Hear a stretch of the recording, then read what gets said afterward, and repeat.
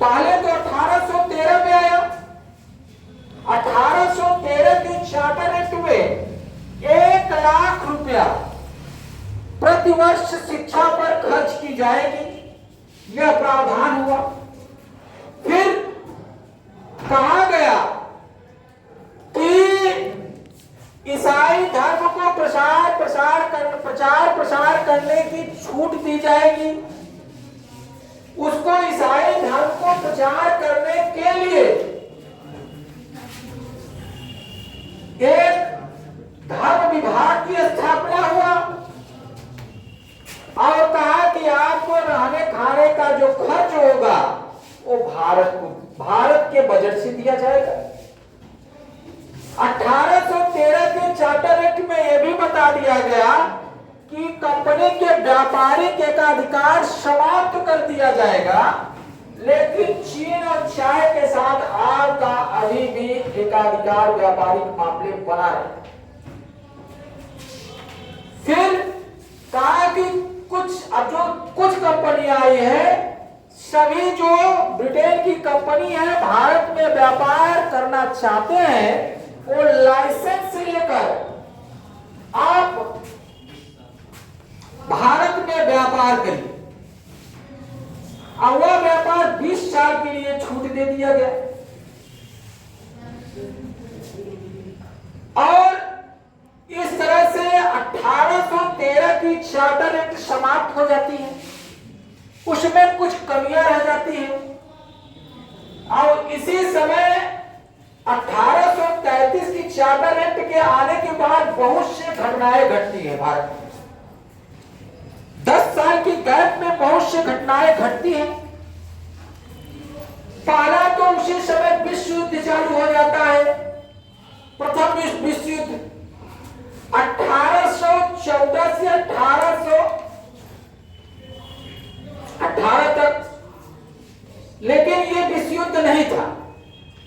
विश्व युद्ध होती है 1914 से 1918 तक चालू होती। ये विश्व युद्ध में गणना मत करिए। अब ये 1833 के चार्टर एक्ट में यह आ गया कि जो 1813 की चार्टर एक्ट में जो कमियां हो गई थी उसको छूट देने, उसको सुधारने का प्रयास किया गया। उसमें दिया गया कंपनी का 1833 के चार्टर एक्ट में बता दिया गया कंपनी का अधिकार पुनः वर्ष के लिए कितने 20 वर्ष के लिए, कितने वर्ष के लिए 20 वर्ष के लिए बढ़ा दिया। कंपनी के जो व्यापारी का अधिकार है कितने वर्ष के लिए बढ़ा दिया गया 20 वर्ष के लिए बढ़ा दिया गया। और साथ में सबसे इंपॉर्टेंट इस 1833 के चार्टर एक्ट में है वो है बंगाल का जो गवर्नर था, जो गवर्नर जनरल था,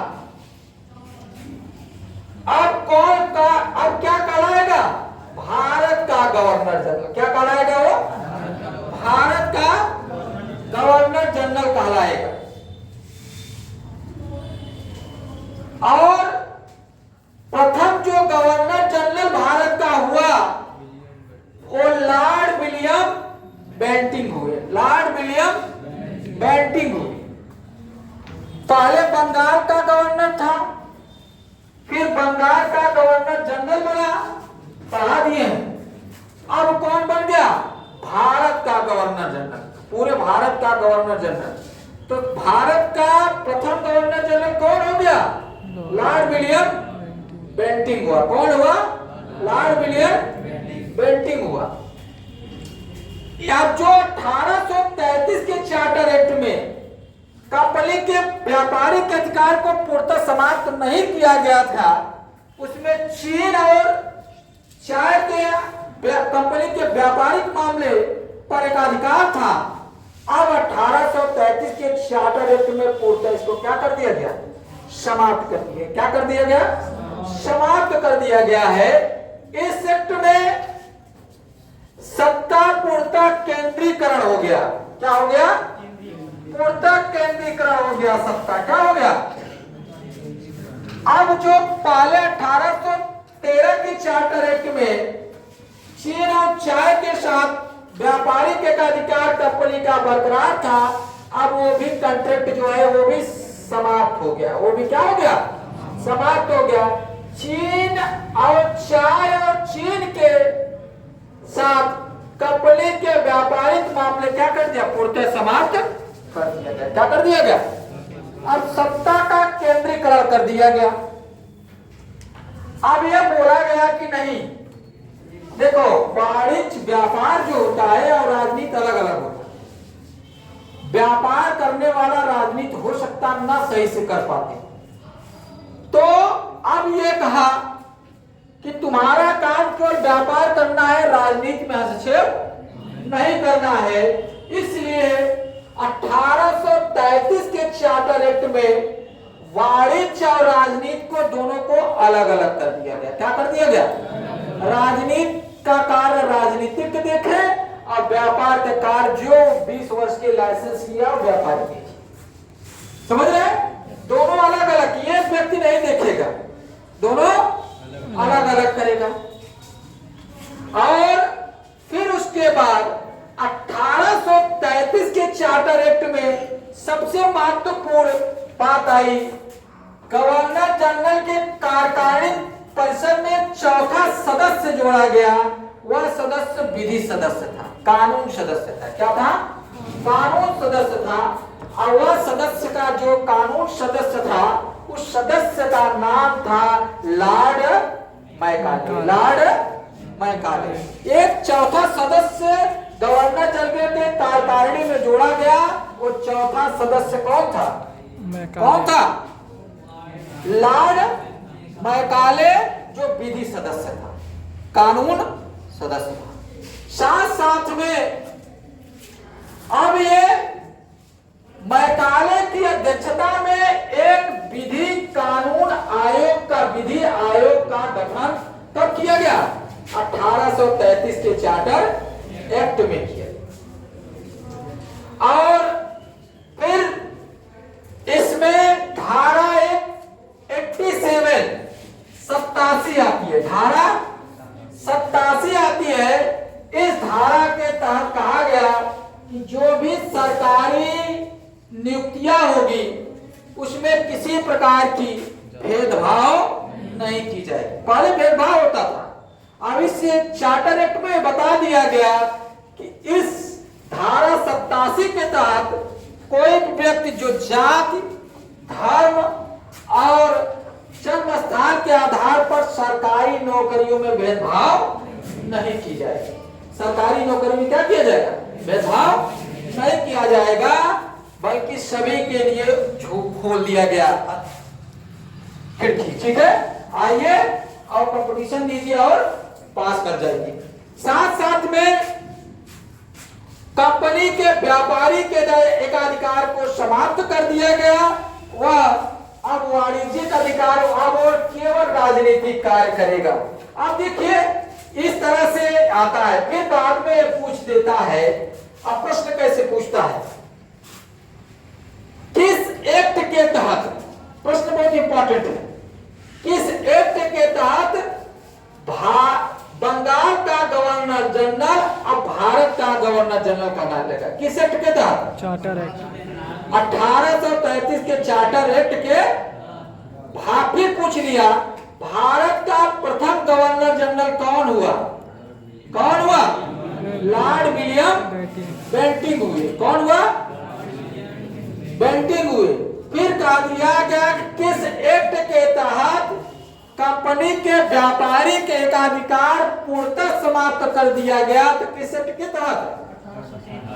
कभी कभी ये पूछ लेता है कि किस एक्ट के तहत कंपनी के चीन और चाय के साथ व्यापारिक एकाधिकार समाप्त कर दिया गया? तो किस एक्ट के तहत? 1833 के चार्टर एक्ट के तहत। फिर पूछ लिया कि किस एक्ट के तहत कंपनी की, ये किस एक्ट के तहत सत्ता का पूर्णतः केंद्रीकरण किया गया? तो किस एक्ट के तहत? ये पूछा है। सत्ता का पूर्ण केंद्रीकरण किस एक्ट के तहत किया गया? और यह भी पूछा है किस एक्ट के तहत वाणिज्य और राजनीति को दोनों को क्या कर दिया गया, अलग अलग पृथक पृथक कर दिया गया। तो किस एक्ट के तहत? Charter act. और पूछ दिया किस एक्ट के तहत जन्म, जाति, धर्म के बिना भेदभाव के सरकारी नौकरियों में किसी प्रकार का भेदभाव नहीं किया जाएगा। तो किस एक्ट के तहत? धारा कौन है, यही पूछा है, धारा 87 के तहत जाति, धर्म और जन्म स्थान के आधार पर सरकारी चयन में किसी प्रकार का भेदभाव नहीं किया जाएगा। ये किस एक्ट में जोड़ा गया है? 33 एक्ट में। और ये प्रश्न भी पूछा है किस एक्ट के तहत गवर्नर जनरल के कार्यकारिणी में चौथा विधि सदस्य जोड़ा गया।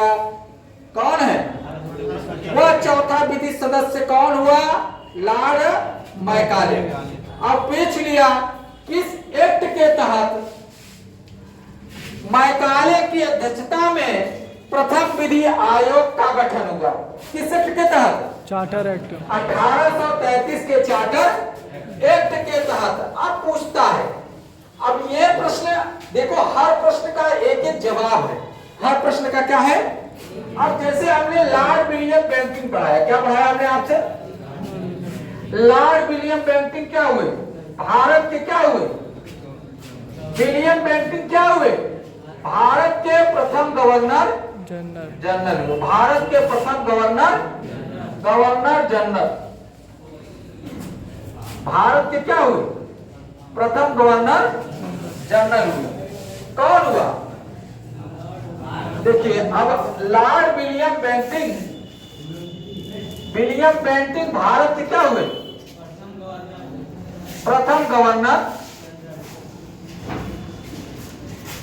भारत के प्रथम गवर्नर जनरल क्या हुए? प्रथम गवर्नर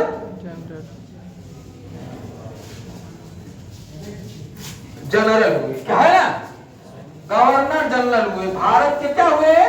प्रथम गवर्नर जनरल हुए। अब इनके कार्यकाल में बहुत सी चीजों का सुधार हुआ। इनके कार्यकाल में ऐसा नहीं है, इनके कार्यकाल में दास प्रथा की भी समाप्ति हुई है। देखो, विलियम बेंटिक सती प्रथा की भी समाप्ति की है। सती प्रथा लिख लो, सती प्रथा की समाप्ति की है। राजा राम मोहन राय ने किया दूसरे किए। एक धर्म सुधारक थे, समाज सुधारक थे, राजा राम मोहन राय के साथ मिलकर। राजा राम मोहन राय के साथ मिलकर इस सती प्रथा की समाप्ति की। क्या किए?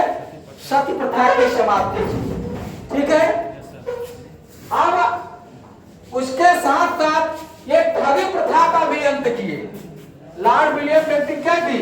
लिख लो, ठगी प्रथा का भी अंत की। ठगी प्रथा का भी लॉर्ड विलियम बेंटिक क्या की? अंत की। और 1830 में ये किए। कब किए ठगी प्रथा का अंत? 1830 में की। लॉर्ड विलियम बेंटिक के समय कर्नल स्लीमेल जो ठगी प्रथा को जो समाप्ति करने के लिए, वो कर्नल स्लीमेल को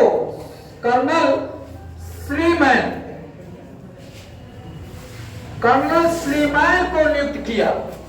कर्नल स्लीमेल को नियुक्त किया ठगी से। पूछता है लॉर्ड विलियम किसके समय में ठगी प्रथा की समाप्ति हुई?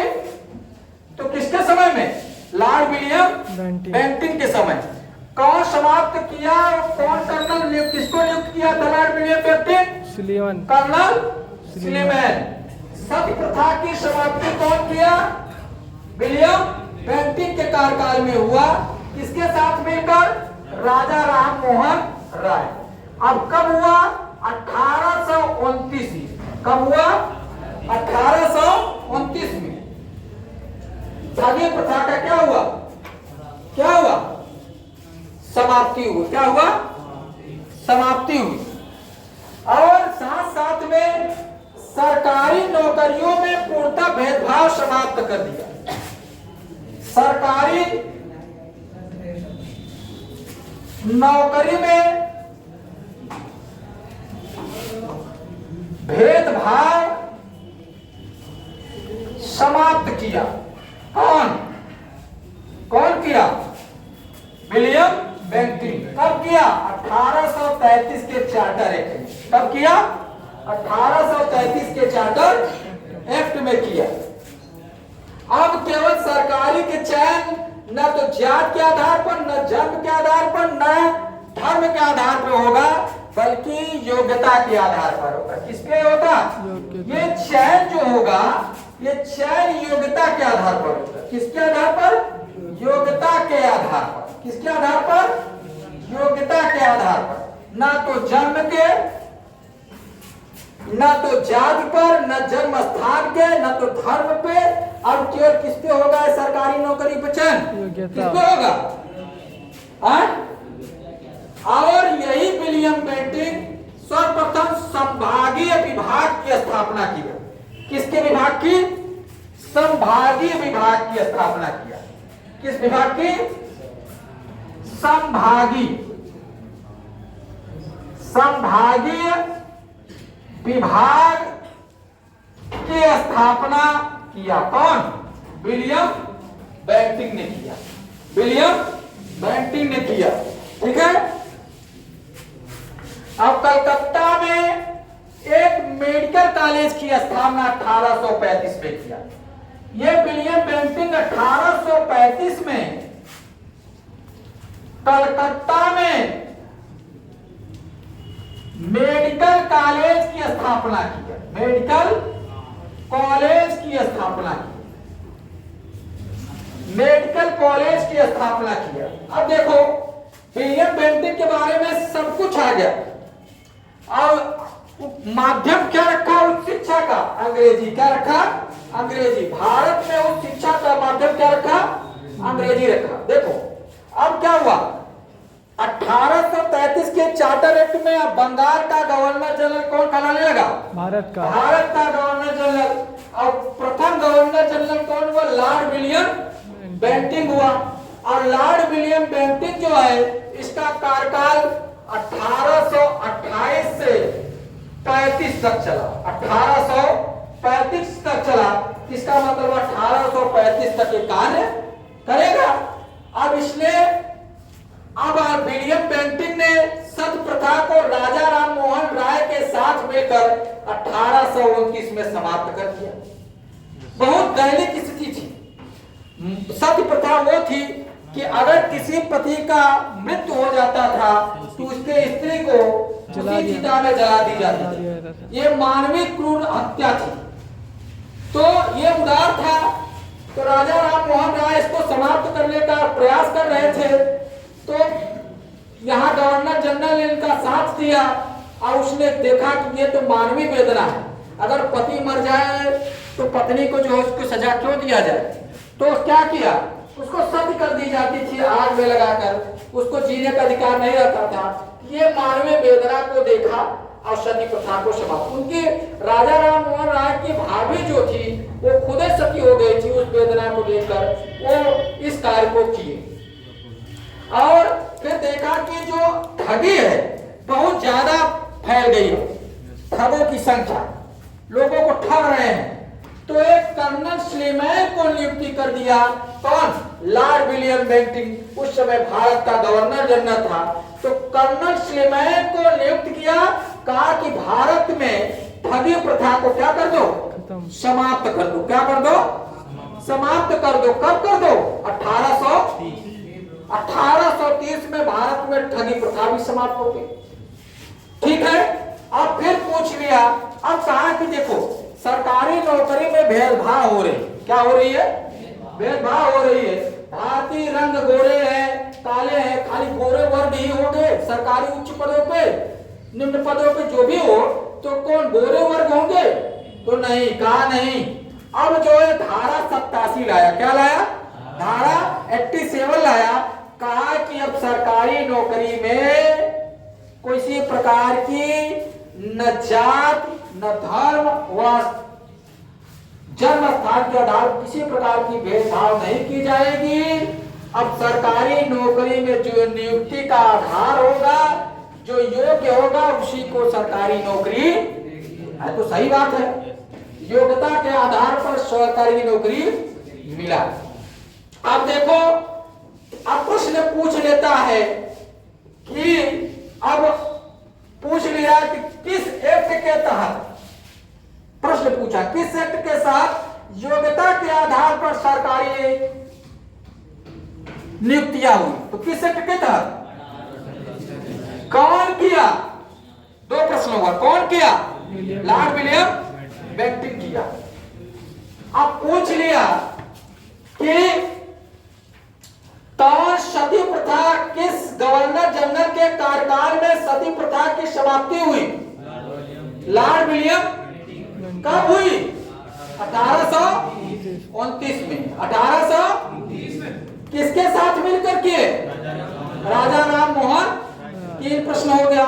फिर पूछ लिया कि कौन गवर्नर, भारत का गवर्नर जनरल था जिसने ठगी प्रथा का अंत किया? कौन किया? कौन किया? लॉर्ड विलियम बेंटिंक किया। और उसको किसको नियुक्त किया था समाप्त करने के? ये भी प्रश्न पूछा है। Colonel Sleeman. कर्नल कब किया कर्नल स्लीमैन की समाप्ति? 1830 में। फिर पूछ लिया कि किस गवर्नर जनरल के कार्यकाल में संभागीय विभाग की स्थापना हुआ? तो किस गवर्नर जनरल के कार्यकाल में? किसके कार्यकाल में? William Bentinck. कब हुई? 1833 के चार्टर एक्ट के तहत हुई। फिर पूछ लिया कि कलकत्ता में एक मेडिकल कॉलेज की स्थापना कौन किया? कौन किया? William Bentinck. विलियम बेंटिंक ने किया। कब किया? 1835 में। कब किया?